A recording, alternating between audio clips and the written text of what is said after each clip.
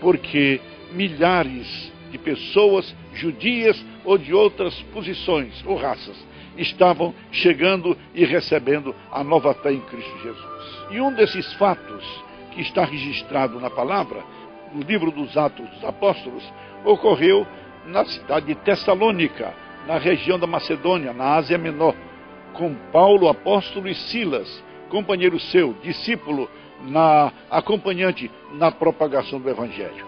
Não só em Tessalônica, onde Paulo chegou, e com Silas, e foi considerado como transtornador da ordem pública, transtornador do sentimento do povo, mal sabendo eles que o que Paulo estava oferecendo era o que de melhor havia, que era a graça de Deus em Cristo Jesus. Sofreu perseguições, não só em Tessalônica, mas em muitas outras, várias outras cidades, por onde passou pregando o Evangelho.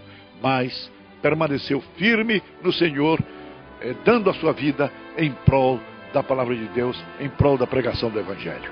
Chegaram aos confins do mundo, porque eles estavam além dos termos da Galileia, da Judéia, de Samaria. Chegaram aos confins do mundo. Chegaram também ao Brasil, que já era confins do mundo. Louvado seja nosso Deus. Todavia, não estava nos planos de Deus, o momento acontecido, senão o lançamento da semente para na hora certa ela brotar. Então aconteceu, vamos entrar na história agora, aconteceu assim a primeira tentativa de chegada do Evangelho à nossa pátria. E isto ocorreu no século XVI, em pleno século da Reforma. Ocorrido este fato ainda no contexto da descoberta do Brasil, que foi em 1500.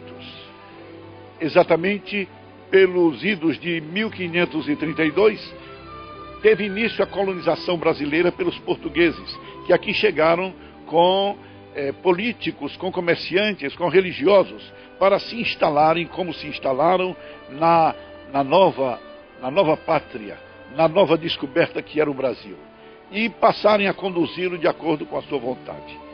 Logo mais, em 1557, chegavam também os primeiros cristãos, que saíram da França perseguidos, e a essa altura na França, já com a presença de uma grande autoridade, uma grande capacidade de direito, era um advogado, era professor, João Calvino, francês, que, conhecendo a essência da reforma luterana, ele procurou estudá-la à luz da Bíblia, e no seu estudo ele se aprofundou, e no seu aprofundamento da Escritura, ele, conhecedor das línguas originais, então fez estudos e compêndios teológicos, sistematizando todo o pensamento cristão, o pensamento reformado pós-reforma.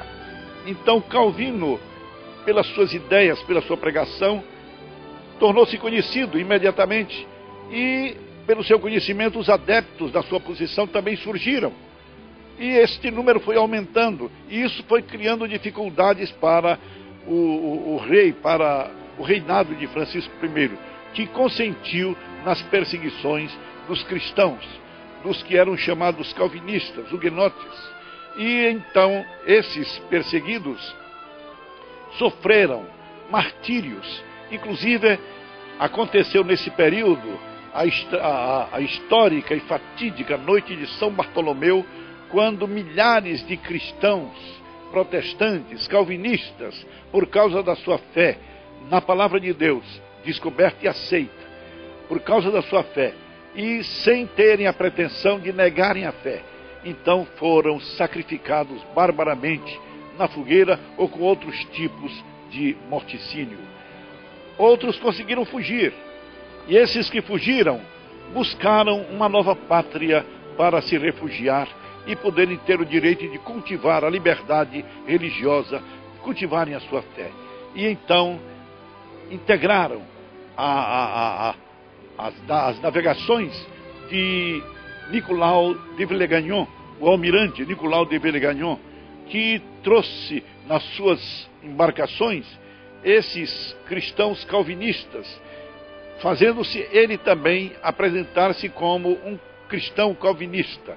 E vieram para o Brasil, já descoberto, para no Brasil implantarem um novo mundo, um mundo de liberdade, um mundo do respeito e poderem cultuar e pregar a sua fé religiosa.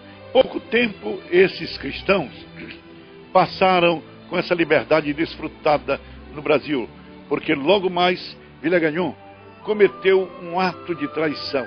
E por esse ato de traição ele foi chamado Caim da América, porque traiu os protestantes, os calvinistas que ele trouxe para o Brasil, em conluio com posições religiosas contrárias ao calvinismo, ao protestantismo calvinista. E então chamou seus líderes para que abjurassem a sua fé, negassem a sua fé. E eles, numa demonstração de coragem, de impetuosidade, de firmeza, de segurança, não abjuraram, não negaram a fé. Tiveram tempo para fazerem esta negação.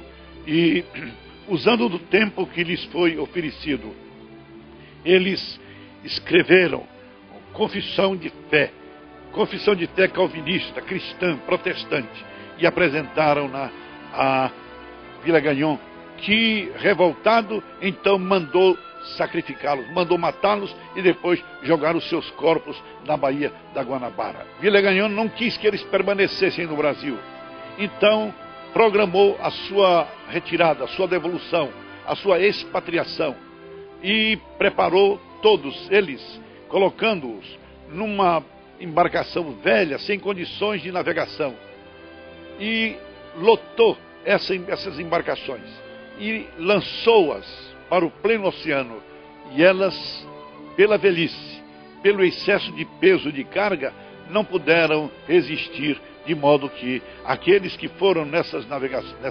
embarcações pereceram também em pleno oceano, porque não quiseram negar a sua fé, não abjuraram a sua fé.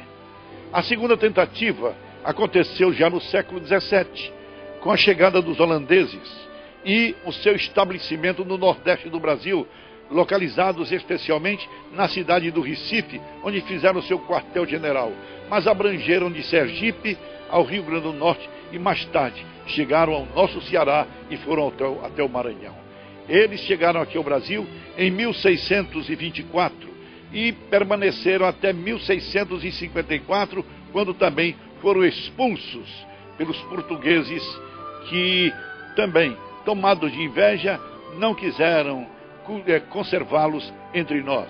Essa colônia holandesa, aqui especialmente em Pernambuco, Recife, foi comandada, foi governada pelo conde Maurício de Nassau, que nesse seu curto período de governo, ele deu liberdade religiosa para todas as confissões existentes, católicos romanos, protestantes e judeus.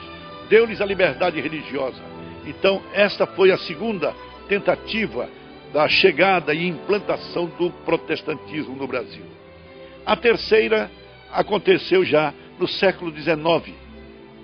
No século XIX, com a chegada das comunidades anglicanas ou episcopais, inglesas, e luteranas ou alemães. No ano de 1855, chegava ao Brasil um casal de missionários escoceses, Dr. Robert Calley e sua esposa, Dona Sarah Calley. Eles eram missionários, ele ministro do Evangelho da Igreja Congregacional, médico, vindo das Ilhas da Madeira, em Portugal, onde aprenderam português. Vieram para o Brasil e aqui iniciaram o trabalho congregacional evangélico com a educação religiosa através de escolas dominical. Logo mais tarde, 4 anos depois, chegava ao Brasil o missionário, jovem missionário Ashbel Green Simonton, para dar início à instalação da igreja reformada, calvinista, presbiteriana,